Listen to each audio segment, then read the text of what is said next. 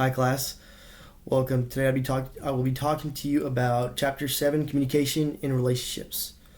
When I was growing up in Fort Worth, Texas, there was this barbecue joint close to my house in my neighborhood called Cousin's Barbecue. And it's my personal favorite, and it's also my dad's personal favorite, but not for him, it's not necessarily for the food, but because something he told me a long time ago, and that it's always sticks. It's a story that I'll still remember to this day. And he said the reason why it's his favorite is, again, not because of the food, because he's had better barbecue, but because every time he goes in there, a lot of times he doesn't know the person who's serving him his brisket and macaroni and cheese and all that, and they still treat him as if they've known him forever.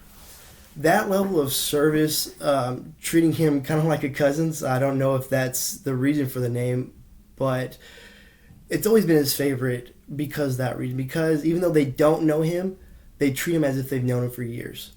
So today, class, it's my pleasure to talk to you about communication in relationships, the types of relationships we have, and the stages we go through. So first I want to start out by saying, the first type of relationship that automatically comes to mind is the voluntary personal relationship. This is the relationship that we have with the very best of friends. I know, at least for myself, I probably have at least two handfuls of friends that I consider very, very good friends and that know quite a bit about me and I them. And the way I communicate with these guys is very informal. In fact, if you were to see us and talk to each other, you would probably think that we hated each other and probably about to fight, just because that's how informal we talk. The way we communicate with each other, it's from the outside looking in, it looks like we're disrespecting each other, but really it's just a sign that we love each other and that we're able to do that, and wouldn't really trade that for the world. The next type of relationship is something that I have with my coworkers. That's a voluntary personal relationship, and that relationship really is coming to light now because I just started a new job back in the beginning of the year, and if you've read any of my discussion questions, I'm still trying to get a feel of it. So, my coworkers really do fall into this because while there are things that I do say, to them, and we'll joke and all that, I don't want to really reveal too much just because, I don't know what they're going to think about it. Whereas my other friends, it doesn't really matter. No communication is off limits with those guys. The next one, communication, the third communication I want to talk about for relationships is the relationship that you have with your parents, like an involuntary personal relationship. Now, with my parents, we communicate, kind of like we're peers now that I'm a young adult and all that. It's not necessarily a hierarchy, the fact that, I know that they're the parents, but that's still there. There's certain things I can't say with them, like I won't use profane language in front of them, and I won't, just use certain slang that I use, I guess, with my friends in front of them, just because, if I do, I feel like I'm disrespecting them, and I don't want to do that. Finally, the last type of relationship is the involuntary social relationship, and this is a relationship that, at least for me, that I have with my clients in sales. This is a relationship where I am using both informal and formal communications simultaneously, trying to figure out where I'm going. So if I'm using a formal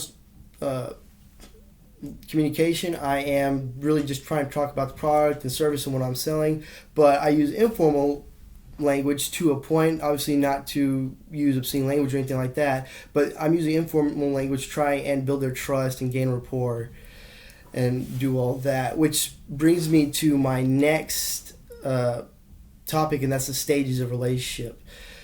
In my introduction, I talked about how, no matter who was working, regardless if they knew my dad or not at Cousin's Barbecue, they treated him like they'd known him forever. And this is something that I see that's very important, particularly in sales, because it just brings on a feeling of trust, and me being in sales, I need that, because if I really want clients to buy from me, they have to trust me. So the way I'll do that is I'll start out immediately, obviously, introducing each other, hi, my name is Mike, it's great to meet you, you're, John Smith, lovely to have met you.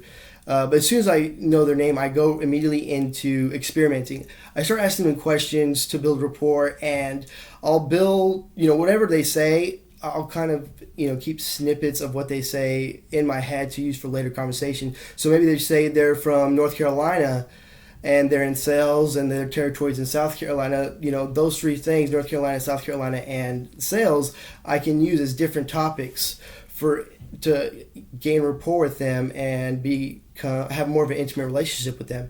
For instance, North Carolina and South Carolina, because I can say, oh, how's the barbecue? Is it better? Have you had the barbecue down here? What's better? And how did you feel about the Carolinas losing, or the Carolina Panthers losing to the Denver Broncos? That sort of thing. And the reason why I bring that particular situation up is because that did happen to me Monday. And we talked about that, and the lady, she was able to purchase quite a bit from me. And I don't think it's necessarily for the product, but just because of how I made her feel, and knowing that she was able to trust me because I was able to, just kind of talk to her and build rapport. So it's important that we all do this, no matter if they're a client or not. It's important just because, having people trust you and feel like they've known you forever, just, it gives them a good feeling, and it makes them want to keep communicating with you, and it makes them feel like they're part of you and, you them. So with that, thank you for listening, and have a great night.